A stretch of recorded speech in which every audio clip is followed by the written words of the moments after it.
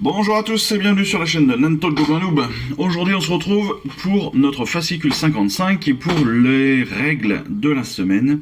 Et on débute avec quelques tactiques, des tactiques de l'ordre pour les Silver Revenants. Et je vous le donne en mille, leurs confrères, les Fiels Revenants. Ça fait presque générique, vous avez vu, c'est magnifique, non? Alors, les Silver Revenants sont des guerriers qui sont rapides et gracieux, qui utilisent leurs aptitudes donc spéciales pour se déplacer rapidement, défendre leur domaine et puis infliger une mort rapide aux ennemis de la nature.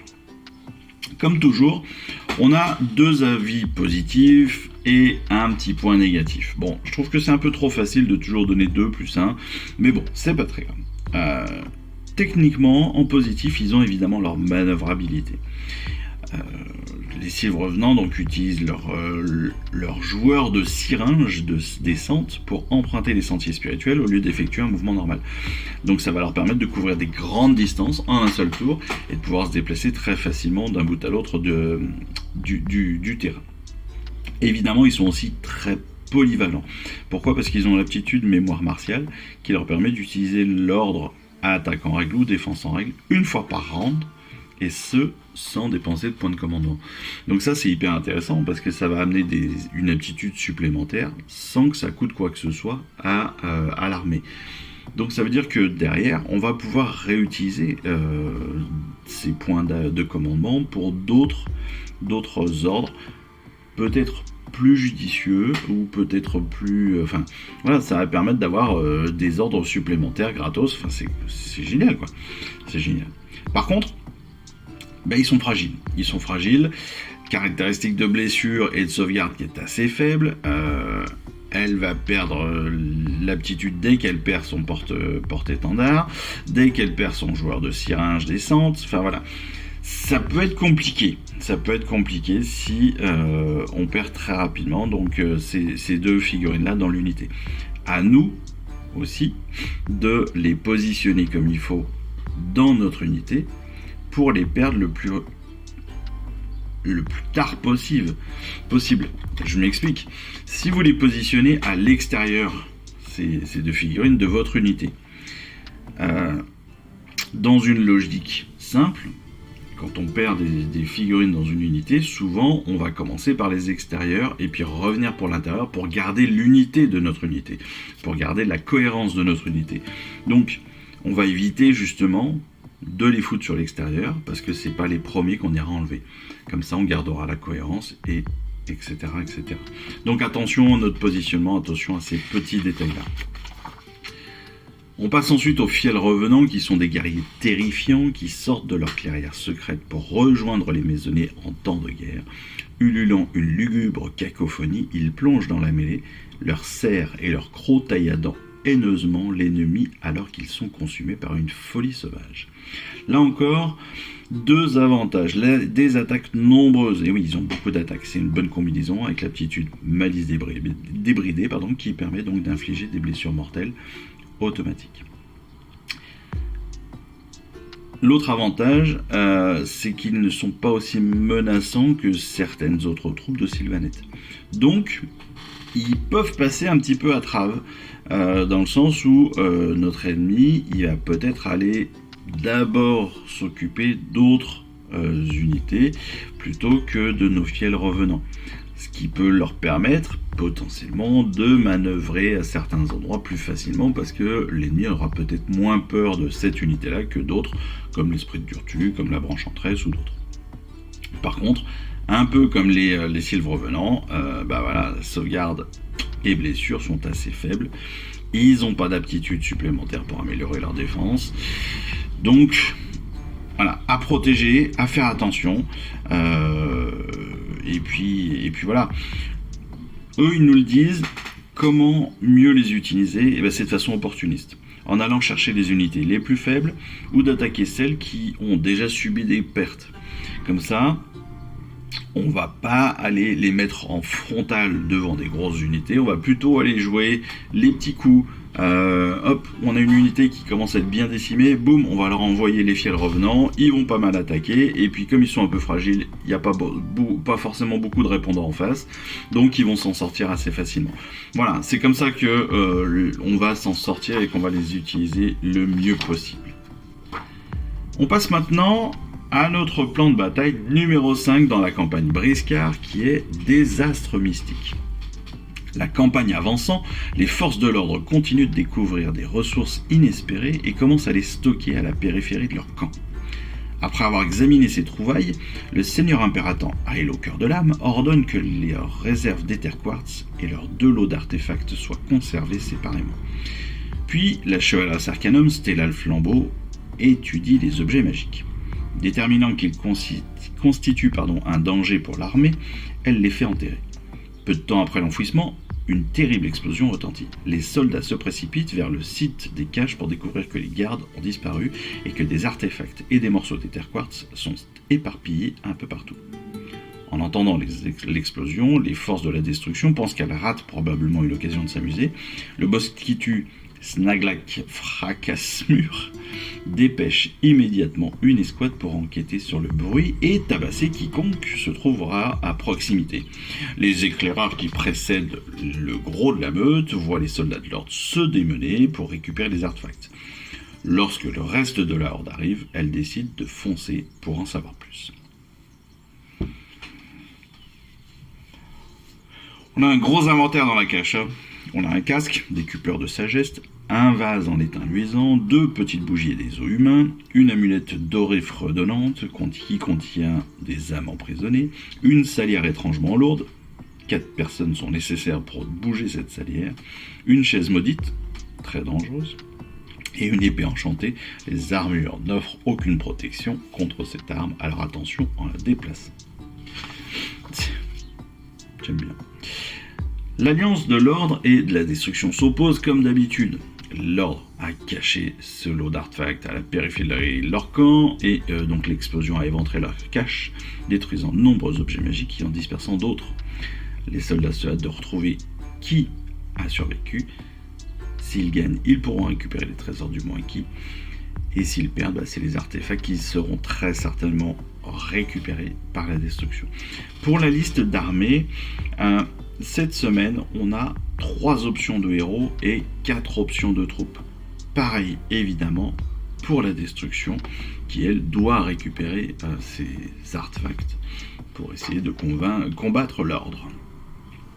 Comme d'habitude, le choix des armées se fait en fonction de ce que l'on vient de voir. 3 options de héros, 4 options de troupes, chacun. Le champ de bataille, on a 2 tapis de bataille, cette fois-ci, avec les zones de déploiement sur les extérieurs classiques. On a 3 objectifs au milieu, qui sont placés donc entre les 2 champs de bataille, sur les pliures, on va dire. On va alors, comme toujours, placer à tour de rôle 6 pièces de décor. Comme toujours, je dirais, ces pièces de décor doivent être à plus de 3 pouces les unes des autres et à plus de 3 pouces des objectifs. Le déploiement se fait au dé, le gagnant choisit qui se déploie en premier, et chacun donc se déploie entièrement dans sa zone, puis l'autre déploie toutes ses unités entièrement dans sa zone, comme toujours. Premier tour sur un jet de priorité. Comme d'habitude, celui qui gagne le jet de priorité décide s'il prend ou pas le premier tour. Ça se fait en 5 rounds, chaque round 2 tours, chaque tour 6 phases.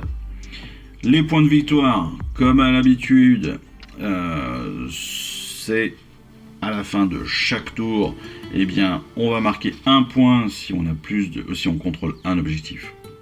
Un deuxième point potentiellement si on a 2 objectifs ou plus, et puis un autre point si on a plus d'objectifs que son adversaire. On a l'habitude, c'est toujours la même chose pour l'instant. La règle spéciale de ce plan de bataille va être pollution surnaturelle. Alors, une explosion magique a dispersé des artefacts à travers le champ de bataille. Donc, au début de chaque tour, le joueur dont c'est le tour va jeter un dé sur le tableau de terrain mystérieux, et la règle de paysage additionnel choisie s'appliquera à tous les terrains jusqu'à la fin de son tour. Donc je rappelle qu'on a mis 6 terrains sur sur le champ de bataille, 6 objets de décor.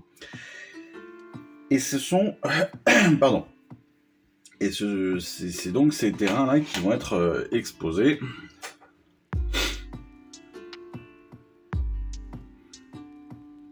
Alors, comment est-ce que ça se passe ? Eh bien, on l'a vu en fait dans la règle 28. Alors, on nous disait à l'époque sur certaines aptitudes que toutes les règles n'allaient pas être appliquées tout de suite. Là, c'est encore le cas. On est sur la règle 28 sur les packs de bataille, donc on se retrouve bien là. Et donc, on est sur les terrains mystérieux. Sur les terrains mystérieux, donc, sur un dé de 6, on va retrouver maudit, ésotérique, exaltant, fatal, mystique ou sinistre. Certains packs de bataille donc, demandent aux joueurs de faire un jet dans le tableau des terrains mystérieux ci-dessous pour déterminer la règle de paysage additionnel qui s'appliqueront à certains éléments de terrain. Et en pareil cas, les règles du pack de bataille préciseront qui doit faire le jet, et pour quel élément de terrain. Là, en l'occurrence, c'est pour tous les éléments de terrain qui sont sur le champ de bataille, pas pour les objectifs, bien les éléments de terrain. Donc, à chaque tour, on lance un dé, hop, on détermine la règle additionnelle de paysage sur les terrains mystérieux. Donc on rappelle, maudit à votre phase de héros, vous pouvez choisir une unité amie à 1 pouce ou moins d'un ou plusieurs éléments de terrain ayant cette règle. L'unité choisie subit alors des 3 blessures mortelles. Sympa. Mais vous pouvez ajouter 1 au jet de touche pour les attaques de l'unité jusqu'à votre prochaine phase de héros. Ésotérique, on ajoute 1 au jet de lancement. Exaltant, on ajoute 1 à la caractéristique de bravoure. Fatal. Sur un jet de 1, l'unité subit des 3 de mortel. Mystique, on ajoute 1 au jet de récitation et de bannissement pour les figurines qui sont à 1 pouce ou moins. Les figurines qui ont une protection de 6+, tant qu'elles sont à 1 pouce ou moins d'un ou plusieurs éléments de terrain ayant cette règle aussi. Sinistre, soustrayez 1 à la caractéristique de bravoure des unités tant qu'elles sont entièrement à 1 pouce de ce terrain. Voilà, en gros, je vous rappelle, les terrains mystiques. Voilà la règle. Ensuite, bien sûr, on passe à la mobilisation générale de la semaine. Je rappelle, comme chaque semaine, Eve et Yann qui jouent la partie. Eve sur l'ordre, Yann sur la destruction. Comme d'habitude, on va voir leur choix d'armée, et puis derrière, ils nous expliquent un petit peu comment ça s'est passé. Donc, on rappelle, 3 héros, 4 troupes. Pour Eve, les héros, Chevaleresque Arcanum, Chevalier Judicator, avec ses Dogs, et elle prend les Praetors comme premier choix de troupe pour protéger sa Chevaleresque Arcanum. En ce second choix, elle va sélectionner les Sylves Revenants afin d'utiliser le joueur de Syringe de Sante pour les déplacer, et elle reçoit les Fiels Revenants gratuitement. Donc, très bon choix parce que ça lui permet d'avoir entre guillemets 2 unités pour le prix d'une.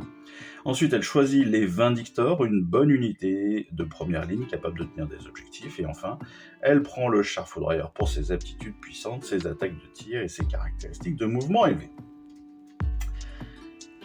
Eve, elle va employer donc sa puissance de feu à bon escient, gardant son Char Foudroyeur loin de la mêlée pour utiliser ses attaques de tir. Elle voit une opportunité d'engager les éventreurs décimés et les achève avec une charge de l'aptitude Azir déchaîné. Eve profite aussi pleinement de la caractéristique de mouvement de son Seigneur Aquilor, l'utilisant pour empêcher donc les Bone Grots adverses, ce qui aurait activé leur bonus avec leur lance. Pendant que ces troupes occupent donc l'armée de Yann, ces Sylves Revenants, eux, et ces Vindictors sont chargés d'aller contester les différents objectifs. Pour Yann, qui a la destruction, lui va choisir le boss qui tue et son grotte surineur, Molog, et le Louf boss sur Squig des cavernes géants comme chef. Et afin d'exploiter l'aptitude plus de bons du Louf boss, il va choisir les Bone Grots, ça paraît assez logique. Ces deux unités ayant des caractéristiques de mouvement assez intéressantes. Il va prendre un Slogot, qui fournit aussi une énorme force de frappe, et puis des éventreurs comme second choix de troupe, comme troisième choix de troupe. Les éventreurs, parce que ce sont des figurines qui servent un petit peu à tout, qui sont très pratiques et qui servent à aller contester, à combattre, etc. Et puis enfin, il va sélectionner les sournifleurs afin d'utiliser leur aptitude, donc bonnet de Louf, pour donner un jet de protection à Molog. Donc l'armée d'Yann, elle souffre d'un manque d'unité de tir, clairement.